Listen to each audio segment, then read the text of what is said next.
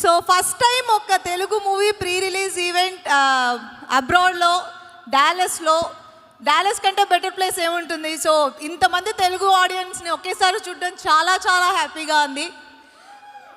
And hope you all are enjoying. Game Changer నేను రీసెంట్గా నేను ఎక్కువ చెప్పాలనుకుని చెప్పలేకపోయి నేను మనసులోనే పెట్టుకున్న ఒక సినిమా. అండ్ ఫైనల్గా గేమ్ చేంజర్ గురించి నేను మాట్లాడగలను కాబట్టి గేమ్ చేంజర్ నా కెరీర్లో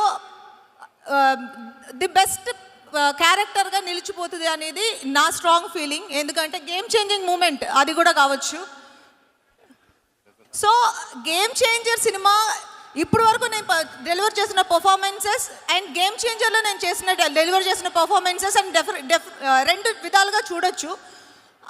అంత మంచి రోల్ నాకు రాసిన శంకర్ గారికి అండ్ దిల్ రాజు గారు, శిరీష్ గారు, నేను ఆల్రెడీ చాలాసార్లు చెప్పాను, ఇది నా బెస్ట్ అని మీరు చెప్పడమే నాకు గేమ్ చేంజింగ్ మూమెంట్. ఎందుకంటే ఈ క్యారెక్టర్ గురించి నాకు ఫస్ట్ టైం నా దగ్గర మాట్లాడింది మీరే.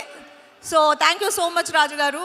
అండ్ శిరీష్ గారు, నా ఫ్యామిలీ ప్రొడక్షన్ ఇది. ఫస్ట్ ఆఫ్ ఆల్ అది నేను చాలా చోట్ల మెన్షన్ చేశాను. SVC is my family production and I'm more than happy to work in Vakeel Saab and then Game Changer, Seethamma Vakitlo Sirimalle చెట్టు. సో ఇప్పుడు మీకు అర్థమవుతుంది కదా నేను ఎందుకు చెప్తున్నాను.